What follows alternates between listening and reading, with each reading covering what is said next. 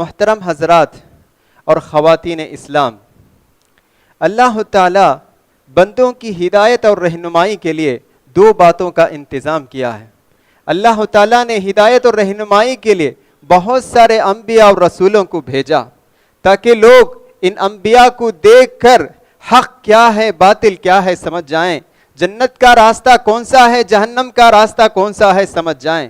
اور اسی طرح اللہ تعالیٰ نے بہت سی کتابیں نازل کی تاکہ لوگ ان کتاب کو پڑھ کر ہدایت یافتہ ہو جائیں، جنت کا راستہ معلوم کر لیں، نیکی کیا ہے بدی کیا ہے معلوم ہو جائیں، ہدایت کیا ہے ضلالت کیا ہے معلوم ہو جائیں۔ تو اللہ تعالیٰ نے بہت سی کتابیں نازل کی، تورات، زبور، انجیل، صحف ابراہیم، صحف موسیٰ، اس طرح کی بہت سی کتابیں اللہ تعالیٰ نے نازل کی ہیں۔ انہی نازل کردہ کتابوں میں سے آخری کتاب قرآن مجید ہے، جس کو ہم مقدس کتاب سمجھتے ہیں۔ یہ قرآن مجید اللہ تعالیٰ نے لوگوں کی ہدایت اور رہنمائی کے لیے رمضان کے مہینے میں اللہ نے اس کو نازل کیا، جیسا کہ اللہ تعالیٰ سورۃ البقرہ میں ارشاد فرماتا ہے، شہر رمضان الذی انزل فیہ القرآن ھدی للناس۔ رمضان کا وہ مہینہ ہے، رمضان کا وہ بابرکت مہینہ ہے جس میں اللہ تعالیٰ نے اس قرآن مجید کو نازل کیا۔ اس کا مقصد کیا ہے؟ ھدی للناس، اس میں لوگوں کے لیے ہدایت ہے۔ تو یہ قرآن مجید اللہ تعالیٰ لوگوں کی ہدایت اور رہنمائی کے لیے نازل کیا ہے۔ محترم حضرات اور خواتین اسلام، قرآن مجید ہدایت کا سرچشمہ ہے۔ قرآن مجید اللہ کی رسی ہے، جس نے اس کو تھام لیا وہ کبھی گمراہی کی طرف نہیں جائے گا، دنیا اور آخرت میں کامیاب اور کامراں ہوگا۔ قرآن مجید مومن کا سہارا ہے، قرآن مجید مومن کا ہتھیار ہے، مومن کا ہتھیار ہے۔ قرآن کے ہوتے ہوئے کسی کا ڈر اس کو نہیں، مومن کا سہارا ہے، قرآن کے ہوتے ہوئے اس کو کسی بات کا خوف نہیں ہونا چاہیے۔ قرآن غیر معمولی معجزہ ہے، قرآن ایک غیر معمولی معجزہ ہے، معجزہ ہے، اللہ کا بہت بڑا معجزہ ہے۔ اللہ تعالیٰ نے مشرکین مکہ سے چیلنج کیا کہ اگر تمہیں اس کتاب الہی کے ہونے میں تمہیں شک و شبہ ہے تو تم اس قرآن کی طرح کوئی صورت پیش کرو۔ اگر تم کوئی ایک صورت نہیں پیش کر سکتے ہیں تو کم سے کم ایک آیت تم پیش کرو۔ وَإِن كُنتُمْ فِي رَيْبٍ مِّمَّا نَزَّلْنَا عَلَىٰ عَبْدِنَا فَأْتُوا بِسُورَةٍ مِّثْلِهِ وَادْعُوا شُهَدَاءَكُم مِّن دُونِ اللَّهِ کہ اللہ تعالیٰ کہتا ہے اگر میری نازل کردہ کتاب پر تمہیں شک و شبہ ہے تم اس جیسے صورت تم پیش کرو، نہیں تو کم سے کم ایک آیت تم پیش کرو، اور اس کام کے لیے جتنے بھی تم معاون اور مددگار تم چاہتے ہو تم بلاؤ، اور تم اس چیلنج کو قبول کر کے دکھاؤ۔ آج تک یہ چیلنج باقی ہے، آج تک یہ چیلنج باقی ہے، اور قیامت تک یہ چیلنج باقی رہے گا، کیونکہ یہ انسان کا کلام نہیں، یہ اللہ کا کلام ہے، اس کا کوئی مقابلہ نہیں کر سکتا ہے۔ تو یہ ایک عظیم کتاب ہے میرے بھائیوں اور بزرگوں اور دوستوں۔ اس کتاب کا یہ بہت بڑی عظیم کتاب ہے، لیکن ہم میں سے بہت سارے لوگ اس کتاب کی عظمت سے ناواقف ہیں۔ قرآن مجید میں اللہ تعالیٰ اس کتاب کی عظمت اور فضیلت کو بیان کرتے ہوئے کہتا ہے وَلَقَدْ آتَيْنَاكَ سَبْعًا مِّنَ الْمَثَانِي وَالْقُرْآنِ الْعَظِيمِ کہ اے نبی ہم آپ کو دہرائی جانے والی 7 آیتیں اور عظیم قرآن ہم نے آپ کو دیا ہے، تو تم للچائی ہوئی نظروں سے ان کی مال و دولت کی طرف مت دیکھو۔ یہ آیت مکی زندگی میں نازل ہوئی، مکی زندگی میں یہ آیت نازل ہوئی کہ اللہ تعالیٰ کہتا ہے کہ اے نبی ہم نے آپ کو 7 دہرائی جانے والی آیتیں ہم نے آپ پر نازل کی ہیں، اور ایک عظیم قرآن ہم نے آپ کو عطا کیا ہے، تو تم للچائی ہوئی نظروں سے ان مشرکین مکہ کی دولت کو نہ دیکھو، تم ان مکے کی مشرکوں کی دولت کی طرف نہ دیکھو، تمہارے پاس قرآن عظیم ہے۔ یہ آیت مکی دور میں نازل ہوئی، مکی دور میں مسلمان محتاج تھے، فقراء تھے، کنگال تھے، مفلس تھے، اور اس کے برخلاف مشرکین ان کی تجارت عروج پر تھی، بہت ترقی پر تھے، مال دولت میں وہ سو رہے تھے، خوش ہو رہے تھے۔ ایسے وقت میں اللہ تعالیٰ یہ آیت نازل کرتا ہے کہ اے نبی آپ ان کی مال دولت کو دیکھ کر خوش مت ہو جائیے یا للچائی ہوئی نظروں سے مت دیکھو. تمہارے پاس یہ قرآن عظیم ہے, یہ ان کے مال و دولت سے کئی گنا بہتر ہے. سبحان اللہ. اس سے ہمیں اندازہ لگا سکتے ہیں کہ یہ قرآن مجید کس قدر مقدس کتاب ہے. محترم حضرات, صرف یہی نہیں, اللہ تعالیٰ جب قرآن مجید کو نازل کرنے کا ارادہ کیا, ہر چیز میں جو اشرف ہے, جو سب سے بہتر ہے, اس کا انتخاب کیا. قرآن مجید کو نازل کرنے کے لیے سب سے بہترین چیز کا اللہ نے انتخاب کیا. اللہ نے قرآن نازل کرنے کا ارادہ کیا تو فرشتوں میں سے جو سب سے افضل فرشتے ہیں, جو پیغام رسانی کے جو ذمہ جن کے سپرد ہے, جبریل علیہ السلام, ان کا انتخاب کیا. اور پھر نبیوں میں سب سے افضل نبی کا انتخاب کیا. اور پھر اس کے بعد مہینوں میں سب سے افضل مہینہ کا اللہ نے انتخاب کیا. اور پھر اس کے بعد تمام زمین کے تمام علاقوں میں جو سب سے بہتر, جو سب سے مقدس سرزمین ہے, مکے کا اللہ تعالیٰ نے انتخاب کیا. سبحان اللہ. اس سے ہم اندازہ لگا سکتے ہیں کہ یہ کتاب کس قدر عظیم کتاب ہے.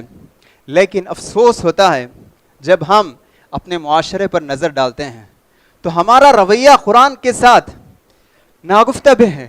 ہم کہنے کے قابل نہیں ہیں, بہت برا ہے, بے تعلق ہو چکے ہیں. بس رمضان کے مہینے میں کچھ لوگ قرآن پڑھتے ہیں اور پھر اس کے بعد رمضان کے مہینے میں جب قرآن بند کرتے ہیں تو اگلے رمضان تک قرآن چھو کر بھی نہیں دیکھتے ہیں. قرآن سے بے رغبتی, قرآن سے بے تعلق ہم ہو چکے ہیں. یہ عظیم کتاب ہے, یہ ایک انقلابی کتاب ہے. صرف 50 سال میں, نصف صدی میں, ہاف سینچوری, نصف صدی میں صحابہ اکرام رضوان اللہ علیہم اجمعین آدھی دنیا پر قابض ہو گئے, آدھی دنیا کے حکمران ہو گئے. اونٹوں کے چرانے والے لیکن دنیا کے حکمران بن گئے. اونٹوں کے چرانے والے جن کے پاس کوئی اخلاق نہیں, کوئی اچھی عادت نہیں, لیکن آج ہم انہی اخلاق میں انہی ضرب المثل یا انہی مثال کے طور پر ہم پیش کرتے ہیں. کیسے یہ ممکن ہوا؟ اسی قرآن کی وجہ سے. تو ایک عظیم انقلابی کتاب ہے. عمر بن خطاب رضی اللہ عنہ جب خلیفہ تھے, اس وقت آپ نے نافع بن عبد الحارث ان کو مکے کا گورنر بنایا. عمر بن خطاب رضی اللہ عنہ مکے جانے کا ارادہ کیا. جب آپ عسفان پہنچے تو آپ کے استقبال کرنے کے لیے نافع جو ہے عسفان نامی مقام کو پہنچ گئے. تو عمر بن خطاب رضی اللہ عنہ نے ان سے سوال کیا کہ تم مکہ سے عسفان آئے ہیں میرا استقبال کرنے کے لیے, مکے میں تم نے کس کو نائب بنایا ہے؟ تو انہوں نے کہا ابن ابزہ کو میں نے اپنا نائب بنایا ہے. تو عمر بن خطاب رضی اللہ عنہ نے پوچھا من ابن ابزہ, یہ ابن ابزہ کون ہے؟ میں ان کو نہیں جانتا ہوں. تو انہوں نے کہا مولن من موالینا, ہمارے غلاموں میں سے غلام ہیں تو میں نے ان کو اپنا نائب بنایا ہوں, گورنر کا نائب. تو عمر بن خطاب کو تعجب ہوا, ایک کیسا فیصلہ ہے, کیسے آدمی کو آپ نے اپنا نائب بنایا ہے؟ غلام, ایک غلام کو تم نے اپنا نائب بنا کر یہاں پہنچے ہیں. تو انہوں نے کہا انہو قارئ لکتاب اللہ, اے امیر المومنین, وہ بہت ہی قرآن کو اچھے طریقے سے پڑھنے والے ہیں, قارئ لکتاب اللہ. اور پھر اس کے بعد انہوں نے کہا عالم بالفرائض, اور میراث, انہیریٹنس جو میراث ہیں وہ سارے مسائل اچھی طرح جانتے ہیں. تو عمر بن خطاب نے ان کے اس فیصلے کی تعریف کی اور آپ نے کہا قال رسول اللہ صلی اللہ علیہ وسلم, میں نے نبی کریم صلی اللہ علیہ وسلم کو فرماتے ہوئے سنا یرفع بهذا الكتاب اقواما ويضع به آخرین, کہ اللہ تعالیٰ اسی کتاب سے کچھ لوگوں کے مقام کو بلند کرتا ہے اور کچھ لوگوں کو نیچا کرتا ہے, ذلیل کرتا ہے, رسوا کرتا ہے. جو قرآن مجید پڑھتا ہے, اس پر عمل کرتا ہے تو اللہ تعالیٰ اس کے مقام کو بلند کرتا ہے. دیکھیں, مولا, غلام, ایک خلیفہ کے نائب, گورنر کے نائب بن گئے بس اسی قرآن کی وجہ سے. تو عمر بن خطاب نے کہا یہی بہترین مثال ہے, جیسا کہ اللہ کے رسول نے فرمایا یرفع بهذا الكتاب اقواما ويضع به آخرین, اس کتاب سے اللہ تعالیٰ عزت عطا کرتا ہے, بلندی عطا کرتا ہے, اور جو اس کتاب پر عمل نہیں کرتا اس کو ذلیل اور رسوا کر دیتا ہے. تو محترم حضرات اور خواتین اسلام, اس مختصر سے وقت میں ہم قرآن مجید سے اپنے رشتے کو کیسے مضبوط کریں, ہم کیسے اپنے تعلق کو مضبوط کریں, اس سلسلے میں چند باتیں آپ لوگوں کے سامنے کہنا چاہتا ہوں. یہ قرآن مجید کے حقوق بھی ہیں, جب ہم ان حقوق کو ادا کریں گے تو انشاءاللہ ہمارا قرآن سے تعلق مضبوط ہو جائے گا، اور جس طرح اللہ تعالیٰ نے صحابہ کرام کو جو سر بلندی عطا کی، وہی سر بلندی اللہ تعالیٰ ہمیں بھی عطا کر سکتا ہے۔ تو سب سے پہلی چیز یہ ہے کہ ہمیں قرآن پر ایمان لانا چاہیے، زبان سے دل سے ہم ایمان لے آئیں کہ اللہ تعالیٰ نے لوگوں کی ہدایت کے لیے قرآن مجید نازل کی ہے۔ یہ تمام کتب الہیہ میں سب سے آخری کتاب، یہ اللہ کا کلام ہے، مخلوق نہیں، انسان کی طرح یہ مخلوق نہیں، یہ اللہ کا کلام ہے، اور اس میں جو کچھ باتیں اللہ تعالیٰ نے کہا ہے اس سب پر میں ایمان لاتا ہوں، ان سب کی میں تصدیق کرتا ہوں اور تسلیم کرتا ہوں۔ یہ ہم دل سے اور زبان سے اس کا ہمیں اقرار کرنا چاہیے کہ اللہ تعالیٰ نے اس کتاب کو نازل کیا ہے، اس کتاب کے الفاظ، اس کتاب کے کلمات، اس کتاب کے حروف، سب کچھ اللہ کے کہے ہوئے ہیں، یہ ایمان ہونا چاہیے۔ قرآن مجید میں اللہ تعالیٰ اس کا حکم دیتے ہوئے کہتا ہے آمنوا باللہ ورسولہ والکتاب الذی نزل علی رسولہ، تم اللہ پر ایمان لاؤ اور اس کے رسول پر ایمان لاؤ اور اس کتاب پر ایمان لاؤ جو اللہ تعالیٰ نے اپنے نبی پر اتارا ہے۔ تمام مفسرین کہتے ہیں، جیسے امام ابن کثیر، ابن قرطبی کہتے ہیں الکتاب الذی نزل علی رسولہ هو القرآن، کہ وہ کتاب جو ہمارے نبی پر نازل کی گئی ہے وہ کتاب قرآن مجید ہے، تو ہمیں اس پر ایمان لانا چاہیے۔ دوسری بات، قرآن مجید کا جو دوسرا حق ہم پر ہے وہ ہے جس سے ہم اپنا قرآن سے اپنا رشتہ کو مضبوط کر سکتے ہیں، وہ ہے قرآن مجید کی تلاوت۔ قرآن مجید کی تلاوت کرنی چاہیے، چاہے رمضان ہو غیر رمضان، چاہے رات ہو چاہے دن، ہر وقت ہمیشہ قرآن کی تلاوت کرتے رہنی چاہیے۔ جبھی بھی آپ کو خالی اوقات ہیں، چاہے آپ آفس میں ہو، اسکول میں ہو، کالج میں ہو یا کسی انسٹیٹیوٹ میں ہو یا کہیں بھی ہو، جب آپ فرصت کے اوقات ہیں تو فوراً اللہ کے ذکر میں زبان آپ کی تر ہو جانی چاہیے، اللہ کے ذکر میں مشغول ہو جانی چاہیے۔ سب سے افضل ذکر اگر ہے تو قرآن مجید کی تلاوت ہے۔ قرآن مجید کی تلاوت یہ قرآن کا ہم پر دوسرا حق۔ قرآن مجید کی تلاوت افضل اعمال میں سے ایک عمل ہے، باعث اجر و ثواب کا باعث اور جنت میں داخل ہونے کا ایک اہم ذریعہ ہے۔ قرآن مجید میں اللہ تعالیٰ نبی کریم صلی اللہ علیہ وسلم کو قرآن کی تلاوت کا حکم دیتے ہوئے کہتا ہے اُتْلُ مَا أُوحِيَ إِلَيْكَ مِنَ الْكِتَابِ، اے نبی کتاب میں سے جو آپ کی طرف وحی کی گئی ہے اس کی تلاوت کرو، اس کی تلاوت کرو۔ اور ایک جگہ اللہ تعالیٰ قرآن مجید میں مومنوں کی صفات بیان کرتا ہے۔ دیکھیے مومن کا کوئی رنگ نہیں ہوتا ہے، مومن کا کوئی رنگ نہیں، مومن کو پہچاننے کے لیے اس کے صفات ہیں۔ اگر کسی کے پاس مومن کے صفات ہیں تو وہ مومن، اگر کسی کے پاس وہ مومنانہ صفات نہیں ہے، اگرچہ کہ اس کا رنگ گورا ہو یا اس کی زبان اردو ہو یا عربی ہو، وہ مومن نہیں ہو سکتا ہے۔ تو اللہ تعالیٰ قرآن مجید میں مومنوں کی صفات بیان کرتا ہے، ان صفات میں سے ایک اہم صفت قرآن مجید کی تلاوت۔ اللہ تعالیٰ فرماتا ہے الذین آتیناہم الکتاب یتلونہ حق تلاوتہ، جن کو ہم نے کتاب عطا کی ہے وہ اس کی تلاوت کرتے ہیں جیسے اس کی تلاوت کرنی چاہیے۔ تو مومن قرآن کی تلاوت کرتے ہیں جیسے اس کی تلاوت کرنی چاہیے، مطلب یہ ہے تجوید اور ترتیل کا خیال کرتے ہوئے قرآن مجید کی تلاوت کرتے ہیں۔ اور ایک مقام پر اللہ تعالیٰ قرآن مجید کی تلاوت کا ثواب ذکر کرتے ہوئے کہتا ہے کہ جو شخص قرآن کی تلاوت کرتا ہے وہ ایسی تجارت کر رہا ہے یا ایسی تجارت کی امید کرتا ہے جس میں کوئی نقصان نہیں۔ تجارت میں نقصان ہے، نقصان بھی ہو سکتا ہے۔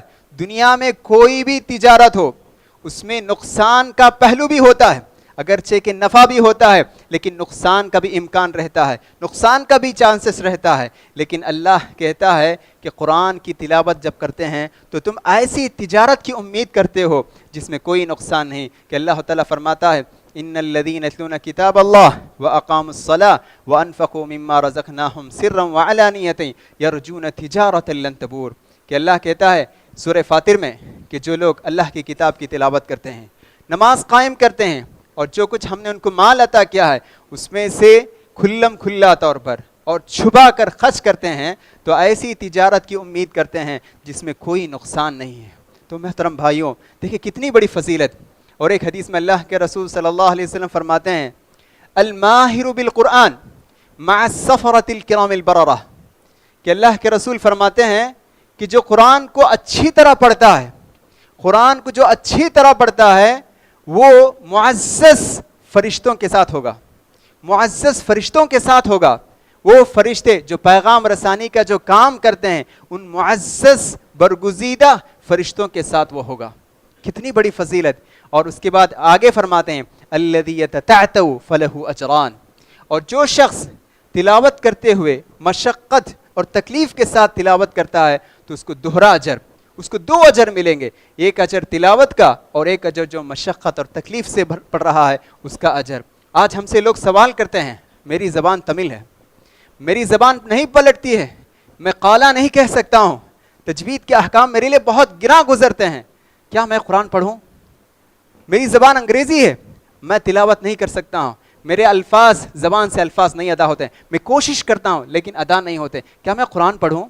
اس کا جواب ہے کہ ہاں پڑھنا چاہیے، پڑھنا چاہیے. آپ کوشش بھی کریں تو اللہ کے رسول فرماتے ہیں جو کوشش کر کے پڑھتا ہے اس کی زبان الگ، عربی زبان الگ، لیکن پھر بھی تجوید کی ادائیگی کی کوشش کرتے ہوئے قرآن کی تلاوت کرتا ہے تو اللہ کے رسول فرماتے ہیں عام لوگوں سے اس کو 2 اجر ملیں گے، ڈبل اجر ملتا ہے، ایک اجر تلاوت کا اور دوسرا اجر اس کے ثواب، اس کی تکلیف کا. محترم حضرات، صحابہ میں ایک عجیب قسم کا شوق تھا، قرآن پڑھنے کا ایک عجیب قسم کا شوق تھا. عبداللہ بن عمر اللہ کے رسول کی خدمت میں حاضر ہوتے ہیں، کہتے ہیں اللہ کے رسول میں قرآن ختم کرنا چاہتا ہوں، کم سے کم مدت میں قرآن ختم کرنا چاہتا ہوں، کتنی کم سے کم مدت میں قرآن ختم کر سکتا ہوں؟ تو اللہ کے رسول نے فرمایا 1 مہینہ میں، کم سے کم 1 مہینہ میں 1 مرتبہ قرآن ختم کرو. تو انہوں نے کہا اس سے بھی کم مدت میں ختم کر سکتا ہوں، میرے اندر اتنی طاقت ہے. تو اللہ کے رسول نے کچھ کم کیا. تو عبداللہ بن عمر نے کہا نہیں اور بھی کم کیجئے، میرے اندر اور بھی طاقت ہے کہ میں اور کم سے کم مدت میں قرآن ختم کر سکتا ہوں. تو کم کرتے کرتے اللہ کے رسول نے 7 دن کہا اقرأها فی 7، 7 دن یعنی 1 ہفتے میں قرآن ختم کرو. جو شخص 3 دن سے کم قرآن ختم کرے گا وہ اس کو نہیں سمجھے گا.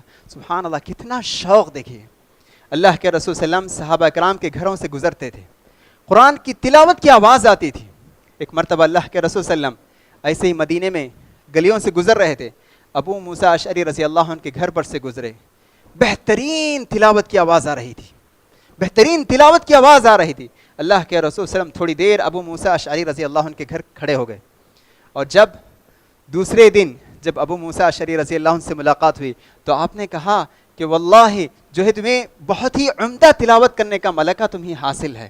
تو ابو موسیٰ اشعری رضی اللہ عنہ نے کہا کہ اے اللہ کے رسول، اگر مجھے معلوم ہوتا کہ آپ میری تلاوت سماعت کر رہے ہیں، میری تلاوت سن رہے ہیں، تو میں اس کو اور بھی بہتر انداز سے میں اس کی تلاوت کرتا. سبحان اللہ، کتنا شوق آج. لیکن افسوس کے ساتھ ہم کہنا چاہتے ہیں کہ آج ہم دیکھتے ہیں کہ بیکار باتوں نے تلاوت کی جگہ لے لی ہے. بیکار باتیں، بحث و مباحثہ، جھگڑا، یہ سب جو ہے تلاوت کی جگہ لے لیے ہیں. قرآن کی تلاوت کرنے کے بجائے آج گھروں میں غیبت، چغل خوری، بحث و مباحثہ، جھگڑا، یہی چل رہا ہے. قرآن کی تلاوت کے لیے ہمارے پاس وقت نہیں. جیسا کہ علی رضی اللہ عنہ کے تعلق سے آتا ہے کہ ایک مرتبہ ایک صاحب مسجد میں داخل ہوئے، ایک تابعی مسجد میں داخل ہوئے اور دیکھا کہ لوگ آپس میں کچھ بحث و مباحثہ کر رہے ہیں، باتیں کر رہے ہیں. تو علی رضی اللہ عنہ سے جا کر انہوں نے کہا کہ اے علی، میں نے مسجد میں دیکھا لوگوں کو آپس میں جھگڑتے ہوئے، بحث و مباحثہ کرتے ہوئے. تو علی رضی اللہ عنہ نے کہا کہ وہ زمانہ آ گیا ہے جس کے بارے میں اللہ کے رسول صلی اللہ علیہ وسلم نے خبر دی تھی. تو انہوں نے پوچھا اس سے نکلنے کا راستہ کیا ہے؟ تو انہوں نے کہا کہ قرآن، کتاب اللہ، کتاب اللہ، کتاب اللہ. کئی مرتبہ انہوں نے دہرائی کہ قرآن کی تلاوت کرے، قرآن کو لازم پکڑے. تو محترم حضرات، قرآن کی تلاوت ایک قرآن مجید کا ہم پر ایک بہت بڑا حق ہے، تو ہمیں اس سے غفلت نہیں برتنی چاہیے. صرف رمضان نہیں بلکہ غیر رمضان میں بھی اس کی تلاوت کرنی چاہیے. بہت سارے لوگ قرآن سیکھتے بھی نہیں، ایسے ہی زندگی گزار دیتے ہیں، قرآن سیکھنے کی کوئی توفیق نہیں ہوتی ہے. دیکھیے، یہ کہنا کہ قرآن عربی زبان میں ہے اس لیے ہم پڑھ نہیں سکتے، یہ عذر اللہ کے پاس مقبول نہیں. انگریزی ہماری زبان نہیں، ہم سیکھتے ہیں، بولتے ہیں، بلکہ اردو اور تمل سے زیادہ اچھی بولتے ہیں. فرینچ ہماری زبان نہیں، لیکن جاب حاصل کرنے کے لیے فرینچ زبان مختصر مدت میں سیکھتے ہیں، اور ایسا سیکھتے ہیں کہ فرینچ بولنے والا بھی تنگ رہ جاتا ہے کہ اتنی اچھی فرینچ زبان بولتے ہیں. یہ کیوں؟ جاب کی ہوس، نوکری کی ہوس. قرآن سیکھیں گے تو دنیا اور آخرت ملے گی، جنت ملے گی. تو یہ ہمیں خواہش نہیں ہے. تو ہمیں سیکھنا چاہیے، اس کے لیے وقت دینا چاہیے، اس کے لیے کوشش کرنی چاہیے۔ اسی طرح قرآن مجید کا حق جو ہم پر ہے وہ ہے غور و فکر، تدبر کرنی چاہیے۔ قرآن مجید سمجھ کر پڑھنا چاہیے، سمجھ کر پڑھنا چاہیے اور غور و فکر کرنا چاہیے۔ اللہ تعالیٰ جو آیتوں میں جو کہہ رہا ہے کہاں تک ہم اس پر عمل کر رہے ہیں۔ اللہ کہتا ہے وَاعْبُدُوا اللَّهَ وَلَا تُشْرِكُوا بِهِ شَيْئًا، اللہ کی عبادت کرو اور اس کے ساتھ کسی کو شریک مت کرو۔ کہاں تک ہم اس پر ہم اس پر عمل کر رہے ہیں۔ اللہ کہتا ہے قد افلح المؤمنون الذين هم في صلاتهم خاشعون، کہ اللہ کہتا ہے کہ وہ مومن کامیاب ہے جو اپنی نماز میں خشوع و خضوع اختیار کرتے ہیں۔ ہم اس میں کہاں تک ہم اس میں عمل کر رہے ہیں، یہ ہمیں جائزہ لیتے ہوئے ہم پڑھنا چاہیے۔ اللہ تعالیٰ قرآن مجید میں غور و فکر پر ابھارتا ہے، افلا یتدبرون القرآن ام علی قلوب اقفالها، کیا یہ لوگ قرآن مجید کی آیات پر غور و فکر نہیں کریں گے، کیا ان کے دلوں پر تالے لگے ہوئے ہیں۔ محترم حضرات، جب ہم نبی کریم صلی اللہ علیہ وسلم کی سیرت کا مطالعہ کرتے ہیں تو معلوم ہوتا ہے کہ اللہ کے رسول صلی اللہ علیہ وسلم قرآن مجید سمجھ کر پڑھتے تھے۔ جیسا کہ حدیث میں آتا ہے کہ اللہ کے رسول صلی اللہ علیہ وسلم جب نماز میں کھڑے ہوتے تو آپ کے سینے سے ہانڈی میں پانی کے کھولنے کی طرح آواز آتی تھی۔ آپ روتے تھے، کیوں روئیں گے، کیوں روتے ہیں؟ اس لیے کہ آپ سمجھ کر پڑھ رہے ہیں، جہنم کا تذکرہ ہے، آخرت کا تذکرہ ہے، تو آپ یہ سمجھتے ہیں اور پڑھتے ہیں، تو اس وجہ سے اللہ کے رسول صلی اللہ علیہ وسلم روتے ہیں۔ تو محترم حضرات، آج ہم دیکھتے ہیں کہ کچھ لوگ کہتے ہیں قرآن مجید ہم سمجھ نہیں سکتے ہیں، قرآن مجید یہ علماء ہی سمجھ سکتے ہیں۔ یہ بات غلط ہے۔ اللہ کہتا ہے قرآن میں وَلَقَدْ يَسَّرْنَا الْقُرْآنَ لِلذِّكْرِ فَهَلْ مِن مُدَّكِرٍ، قرآن مجید کو ہم نے آسان کر کے نازل کیا ہے، کوئی اس سے نصیحت حاصل کرنے والا ہے؟ بدو، عرب کے بدو، دیہاتی، کچھ نہیں سمجھتے تھے، الف با تک بھی نہیں بولتے تھے، لیکن انہوں نے قرآن مجید سمجھا۔ آج دنیا ان کو صحابہ کہتی ہے اور ان کو اخلاق اور عادات میں ایک مثال کے طور پر ہم پیش کرتے ہیں، تو قرآن مجید سمجھ سکتے ہیں۔ لیکن ہاں کچھ آیات ہیں، احکام کی آیات، جیسے امام ابن القیم اور امام سیوطی وغیرہ کہتے ہیں کہ تقریباً 500 آیات ہیں جو احکام کی آیات ہیں، جس میں احکام ہیں، طلاق کے احکام، شادی بیاہ کے احکام، نماز کے احکام، زکوٰۃ، یہ سارے احکام اس میں ہیں۔ ہاں ان آیات کے سمجھنے میں علماء کی رہنمائی ضروری ہے، لیکن جو عام بات ہے وہ سب ہم سمجھ سکتے ہیں۔ وَاعْبُدُوا اللَّهَ، اللہ کی عبادت کرو، وَلَا تُشْرِكُوا بِهِ شَيْئًا، اللہ کے ساتھ کسی کو شریک مت ٹھہرو۔ تو یہ سب باتیں ہیں۔ آخر میں ایک بات کہہ کر اپنی بات کو ختم کرتا ہوں۔ دیکھیے قرآن مجید کے اور بھی بہت سارے حقوق، ان میں سے ایک اہم حق یہ ہے کہ قرآن مجید کی تعلیمات کے مطابق ہم اپنی زندگی کو ڈھالیں۔ اللہ قرآن مجید میں جو بھی کہتا ہے اس کے مطابق ہم زندگی بسر کریں، جبھی کامیابی ہمیں قدم بوسی کرے گی۔ اللہ کے رسول صلی اللہ علیہ وسلم کے تعلق سے ماں عائشہ رضی اللہ عنہا سے پوچھا گیا کہ اللہ کے رسول کے اخلاق کیسے تھے، تو عائشہ رضی اللہ عنہ نے کہا کان خلقہ القرآن، کہ آپ کے اخلاق تو قرآن تھے، قرآن مجید میں جو کچھ ہے وہی اللہ کے رسول صلی اللہ علیہ وسلم کے اخلاق ہیں۔ تو سبحان اللہ۔ تو محترم حضرات، دیکھیے قرآن مجید، اور اللہ بھی قرآن مجید میں فرماتا ہے اتبعوا ما انزل الیکم، اللہ نے جو تم پر نازل کیا ہے تم اس کی اتباع کرو۔ مطلب یہ ہے کہ اللہ نے حلال و حرام کے تعلق سے، عقائد کے تعلق سے، عبادات کے تعلق سے، معاملات کے تعلق سے اللہ نے جو بھی بیان کیا ہے تم اس کو اپنی زندگی میں ان تمام باتوں پر تم عمل کرو۔ تو یہ ہے قرآن مجید کے کچھ حقوق جن پر ہم عمل پیرا ہو کر قرآن سے اپنا رشتہ جوڑ سکتے ہیں۔ آخر میں ایک بات کہہ کر اپنی بات کو ختم کرتا ہوں۔ دیکھیے کل قیامت کے دن عدالت قائم ہوگی، حشر کی عدالت قائم ہوگی، اور اس میں فیصلہ کرنے والا اللہ تعالیٰ، اور اس کیس کے لڑنے والے ہیں اللہ کے رسول صلی اللہ علیہ وسلم، اس کیس کو داخل کرنے والے ہیں اللہ کے رسول صلی اللہ علیہ وسلم۔ ملزم ہم میں سے کوئی بھی ہو سکتا ہے، ملزم ہم میں سے کوئی بھی ہو سکتا ہے، مجرم۔ اللہ کے رسول صلی اللہ علیہ وسلم اللہ سے کہیں گے وقال الرسول یا ربی ان قوم اتخذوا القرآن مہجورا، کہ اللہ کے رسول صلی اللہ علیہ وسلم کہیں گے کہ اے اللہ میری قوم نے اس قرآن کو چھوڑ دیا، نظر انداز کر دیا، اللہ کے پاس شکایت کریں گے۔ تو چھوڑنا، قرآن مجید کی تلاوت نہ کرنا، یہ بھی چھوڑنا ہے، یہ بھی حجران ہے۔ قرآن مجید کی آیت پر غور و فکر نہ کرنا، یہ بھی حجران ہے، قرآن مجید کی آیتوں پر عمل نہ کرنا یہ بھی حجران ہے۔ تو سبحان اللہ کیا ہوگا وہ عالم، یاد کیجئے کہ اللہ تعالیٰ فیصلہ کرے گا، اللہ کے رسول صلی اللہ علیہ وسلم یہ مقدمہ دائر کریں گے، اور ہم میں سے کوئی بھی شخص مجرم ہو سکتا ہے۔ تو جو شخص قرآن مجید کی بے حرمتی کرتا ہے اور قرآن مجید کے حقوق ادا نہیں کرتا، وہ کل حشر کی عدالت میں وہ جو ہے مجرم قرار پائے گا۔ اللہ تعالیٰ سے دعا ہے کہ اللہ تعالیٰ ہم تمام لوگوں کو اس کتاب الہی کو سمجھنے اور اس کے مطابق عمل کرنے کی توفیق عطا فرمائیں، آمین۔ اقول قولی ھذا استغفر اللہ لی ولکم ولسائر المسلمین واستغفروہ فإنہ الغفور الرحیم۔